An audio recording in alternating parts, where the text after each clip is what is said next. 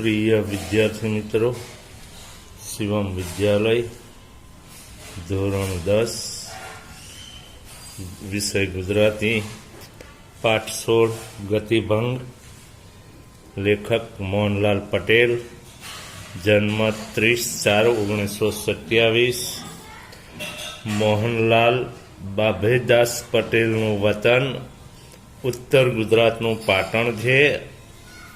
વર્ષો સુધી શિક્ષણ કાર્ય કર્યા બાદ હાલ નિવૃત્ત જીવનગાળે છે।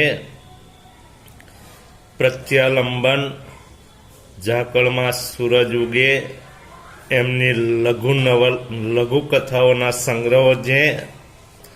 એમની નવલકથાઓ જોઈએ તો બંધન, ડેડ એન્ડ, હાસ્યમર્મર, લાંછન તેમની નવલકથાઓ છે। ગુડ મોર્નિંગ અમેરિકા એમનો પ્રવાસ ગ્રંથ છે। મોપાન્સાની શ્રેષ્ઠ વાર્તાઓ એમનું અનુવાદનું પુસ્તક છે। કથા સાહિત્યનું લઘુ સ્વરૂપ એટલે લઘુકથા।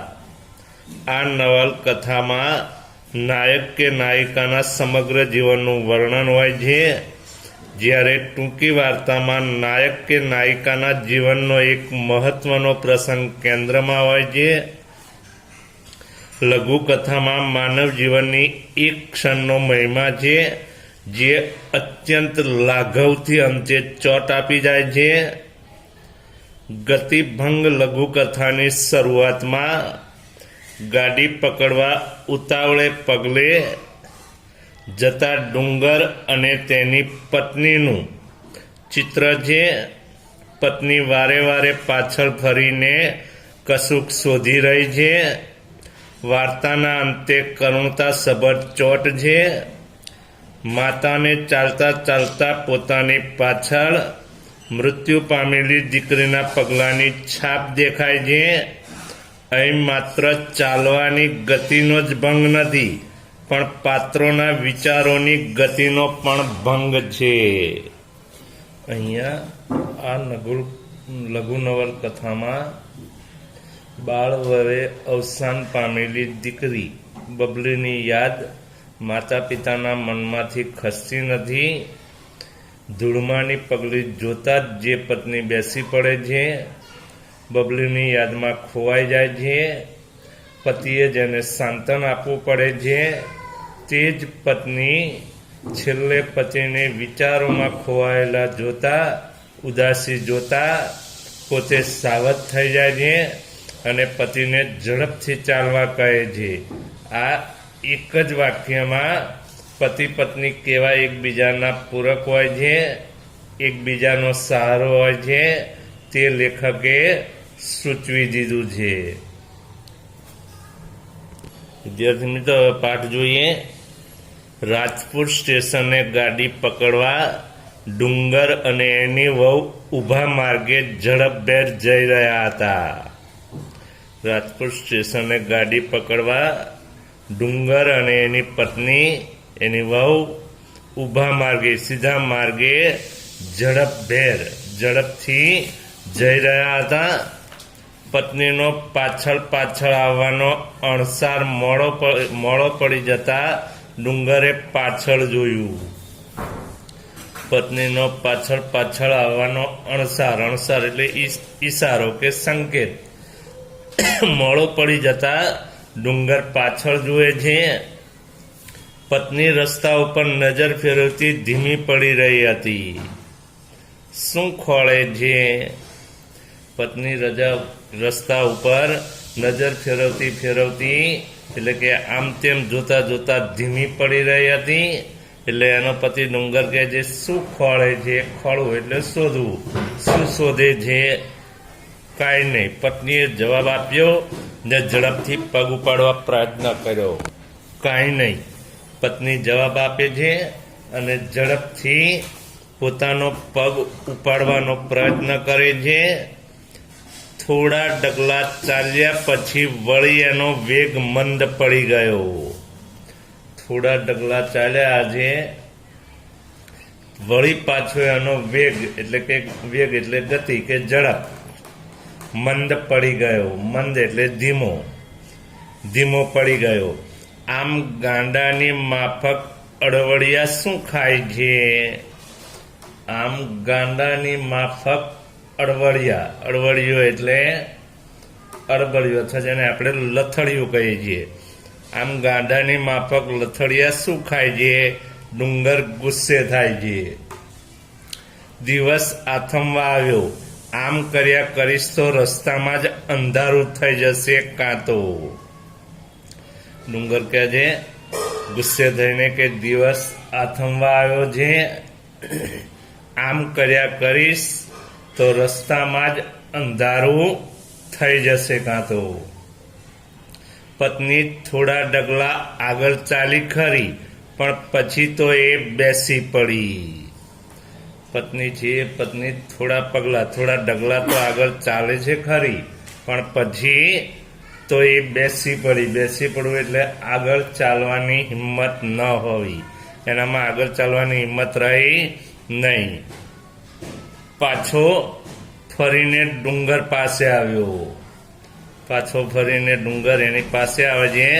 ત્યાં આજ ધાર્યું છે શું? ગાડી ચૂકી જઈશું તો નહીં ઘરના કે નહીં ઘાટના એવી દશા થશે. ડુંગર પાસે આવીને કહે છે કે ત્યાં આજ શું ધાર્યું છે? ગાડી ચૂકી જઈશું તો નહીં ઘરના કે નહીં ઘાટના, એટલે કે નહીં ગાડી મળે કે નહીં ત્યાં રહી શકીએ એવી દશા સ્થિતિ હાલત થશે. રાત કાઢીશું ક્યાં? રાત કાઢવી એટલે કે રાત વિતાવી કે પસાર કરવી. રાત પસાર ક્યાં કરીશું? પત્ની કશું જ બોલી નહીં. પત્ની કશું બોલતી નથી. ભાવદ્ર બનીને એ તો નજરની પીછીને ધૂળ ઉપર પસવારી રહી હતી. જોયું? એ બોલી. ભાવાદ્ર બનીને એટલે કે ભાવ વિભોર માયાળુ બનીને એ તો પોતાની નજર રૂપી પીછીને ધૂળ પર જાણે કે પસવારી રહી હતી, ફેરવી રહી હતી.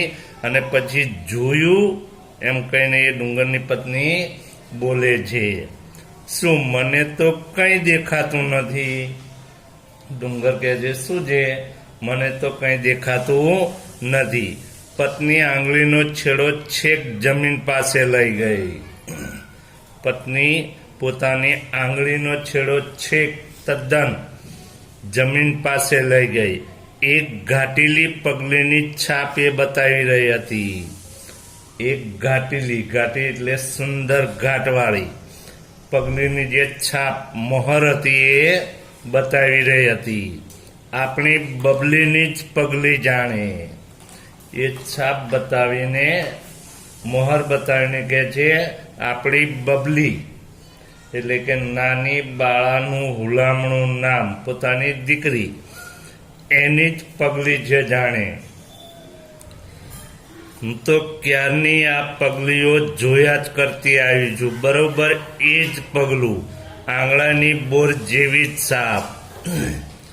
આગળ એની પત્ની કહે છે હું તો ક્યારની આ પગલીઓ જોયા જ કરતી આવી છું.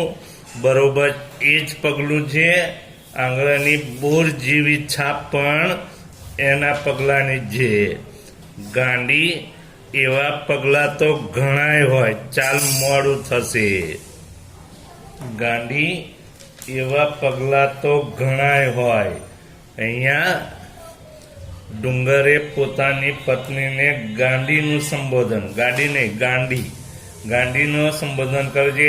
એનો અર્થ પાગલ એવું નથી, પણ આ શબ્દ એની પત્ની સાથેની આત્મીયતા બતાવે છે અને પત્નીને ખોટા વિચારો કરતી રોકવા ઇરાદાપૂર્વક ગાંડી શબ્દનું સંબોધન કરાયું છે.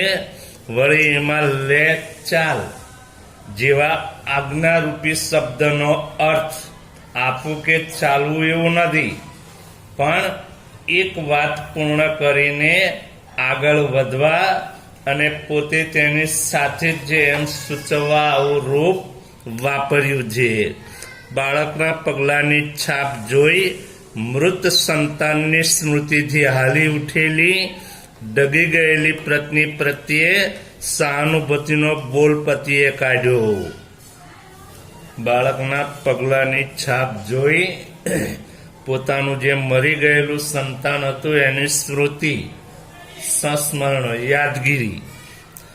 યાદગીરીથી હાલી ઉઠેલી, એટલે અહીંયા ખળભળી ગયેલી, ડગી ગયેલી એટલે કે ડગમગવું, ડગી ગયેલી પત્ની પ્રત્યે સહાનુભૂતિનો બોલ, સહાનુભૂતિ, સંભાવ, હમદર્દી, અને બોલ એટલે શબ્દ.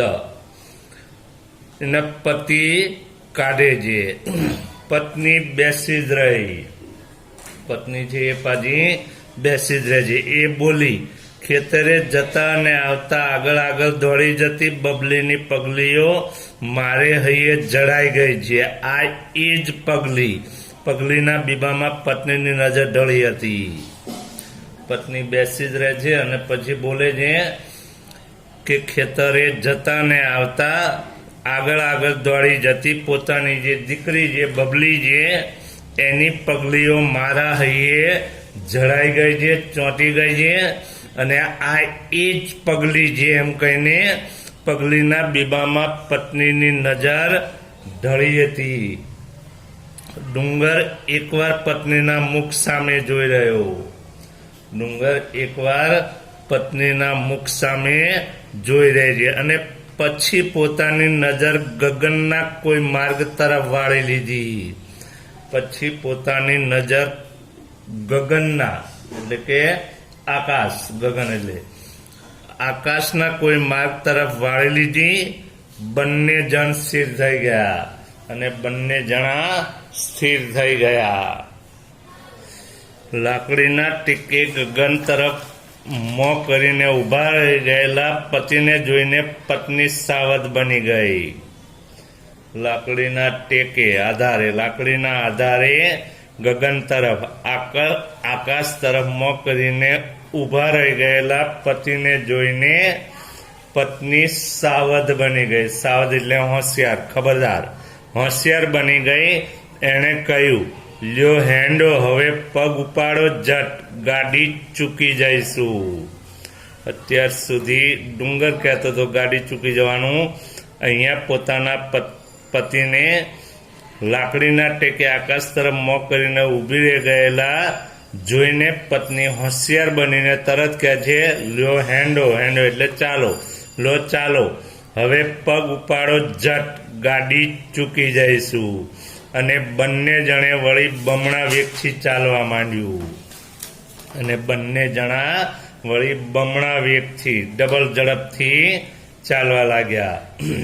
વિદ્યાર્થી મિત્રો, અહીંયા દાંપત્ય જીવનની વાસ્તવિક પરિસ્થિતિ એટલે કે સ્ત્રીની લાગણી ઝટ વ્યક્ત થતી નથી, એની લાગણી અંદર જ ઘૂંટાતી રહે છે. તે વાત આ વાર્તામાં સરસ રીતે રજૂ કરી છે. તો એની સામે પુરુષ એટલે કે પતિ જ્યારે હિંમત હારી જાય છે ત્યારે સ્ત્રી તેને સહારો આપવા સક્ષમ બની જાય છે.